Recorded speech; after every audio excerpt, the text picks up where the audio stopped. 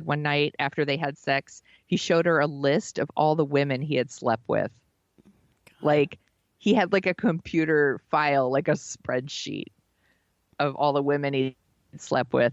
And she said, this is a quote, "At the top was a key he had made to rank each experience as enjoyable or not, exciting or not, etc. Some of the women weren't listed by their names, just their ethnicity and the location of the encounter, because he didn't know their names. He scrolled to the bottom and showed my name with his rankings next to it." Ugh. I know, it's so gross. There were also stories of two women who described accounts of sexual misconduct on movie sets. One of them is a woman named Tasha Goldthwait, who met Max Landis while she was working as a set costumer on Me, Him, and Her. She said he would talk about his penis all the time to me, brag about the size of it. Oh my on the God. set. He would touch me all the time. Woman's just trying to do her job. She's just trying to work. He would pick me up and turn me upside down and carry me around the set.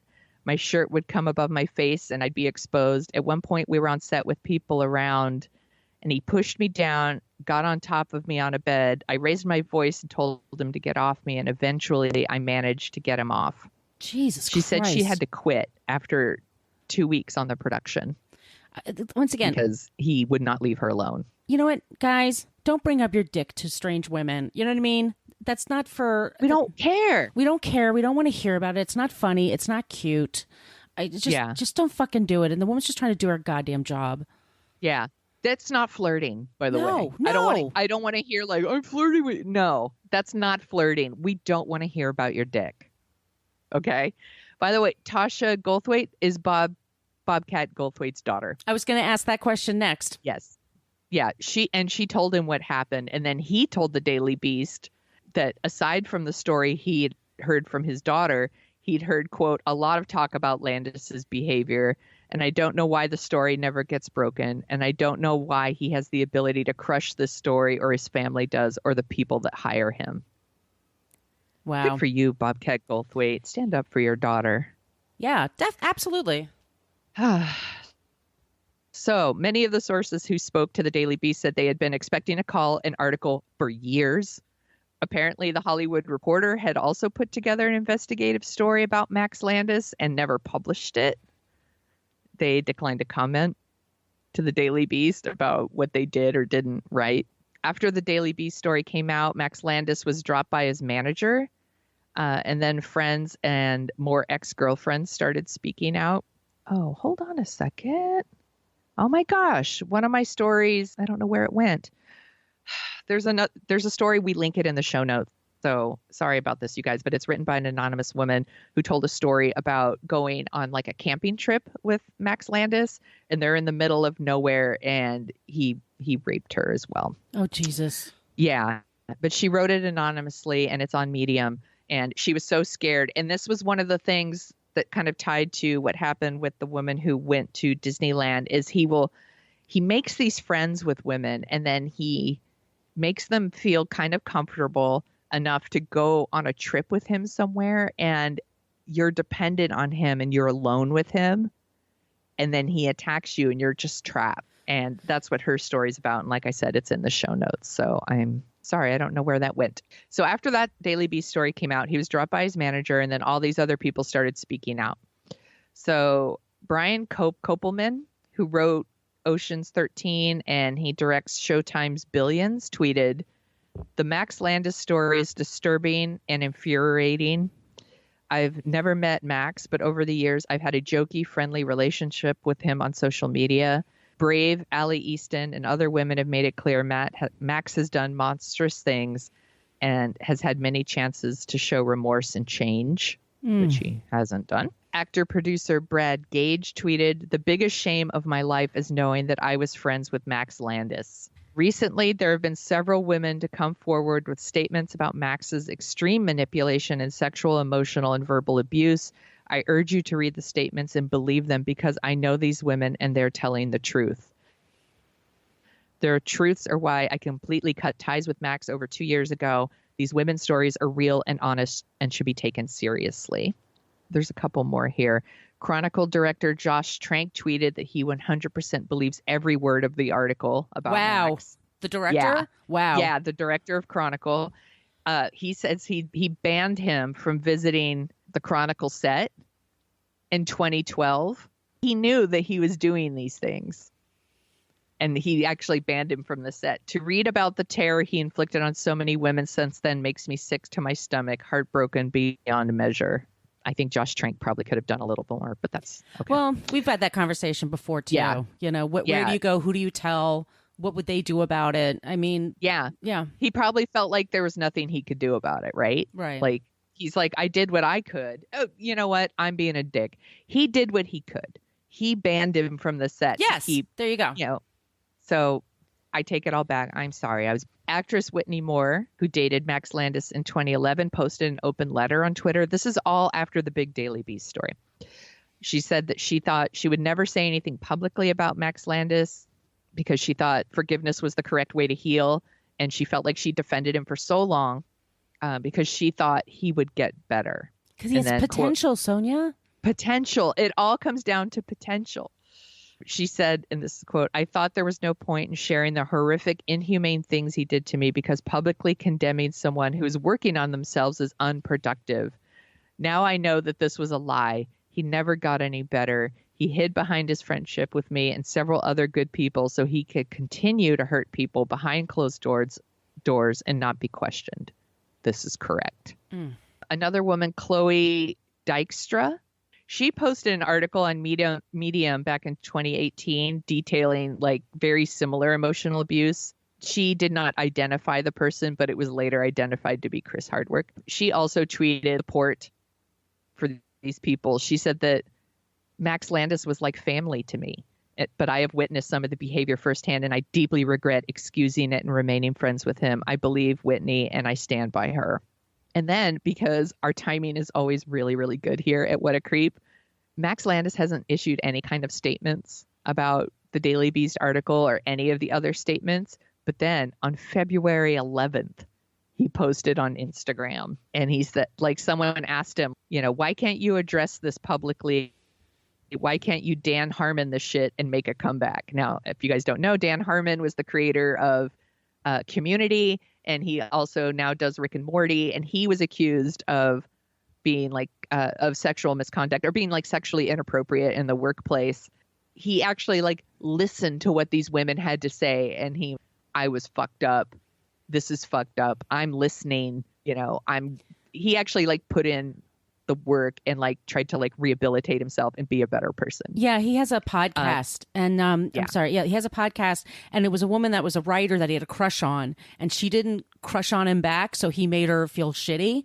He just did things to make her feel shitty. And he said it that way. He said, this is what I did wrong. Yeah. This is why I was inappropriate. I'm really sorry. Because he's been a shithead in his life. Let's be clear. Yes. Dan, he's not an easy person. But no. But it is something when to listen to him apologize and actually point out where he was wrong and why he was wrong. That's how you apologize. That's how you make amends. Yes. Right. So someone asked him, why doesn't he do that? And I don't want to read his whole statement because it's pretty long. But he said that it's a different situation. And he said that that's a funny thing about it. People seem to not see these things three-dimensionally. And he said that Dan Harmon made peace with his accuser, and Max Landis can't do that.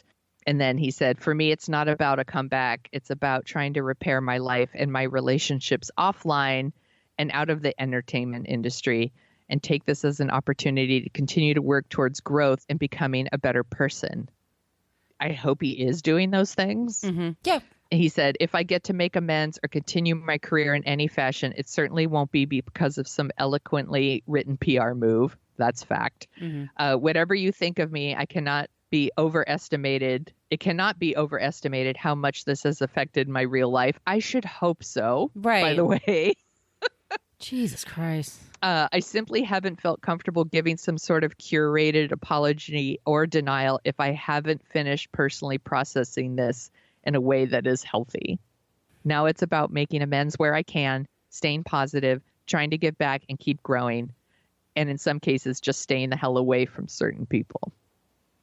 It's their fault that you acted like that? Yeah. Maybe. Ugh.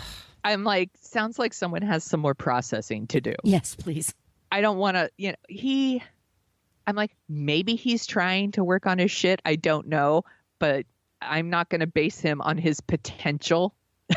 Mm-hmm. I'm going to base my opinions on his actions, and I haven't seen shit to make me think that he's actually going to improve. So that is our creep, Max Landis.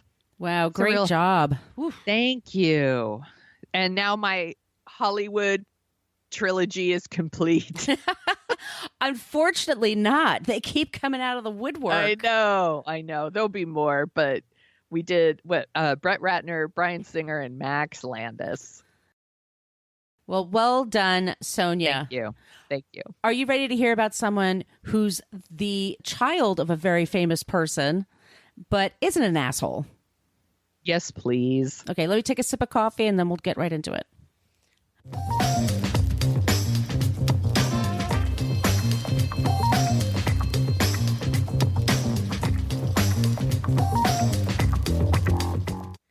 All right, Sonia. So do you know who Ivan Reitman is? Yes, I do. Who is he? He directed Ghostbusters. He also directed Stripes, Kindergarten Cop, and my favorite White House movie, Dave.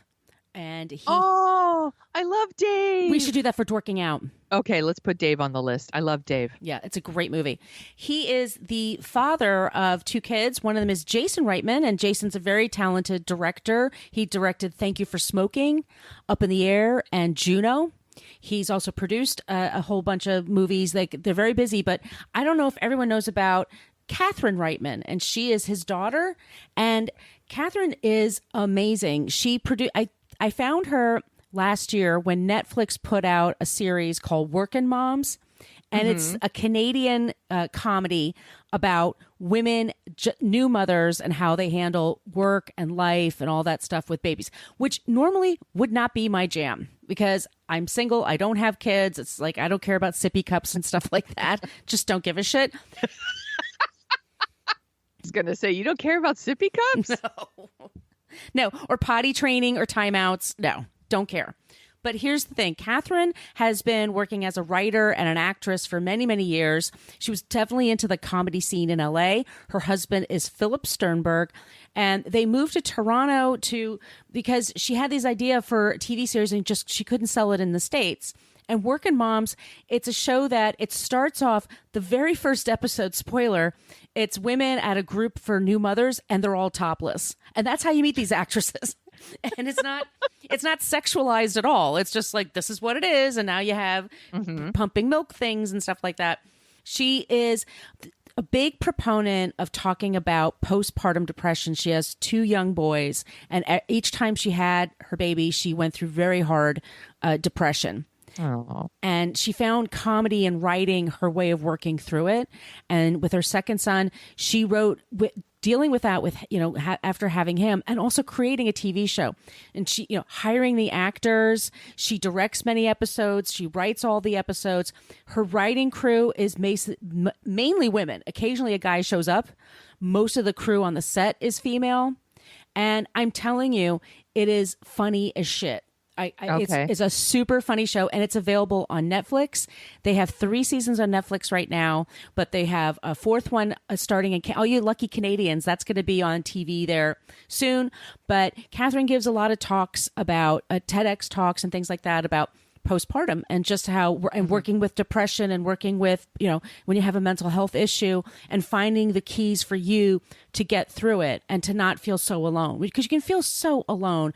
I'm sure. Yeah. I mean, I never had a baby. I can imagine being home with like a little infant, especially your first time, and just being like, what the hell am I doing? Your body is going through something really crazy. I didn't have postpartum depression, but your hormones are freaking out after you have a baby. Like, it's just you're a hot mess.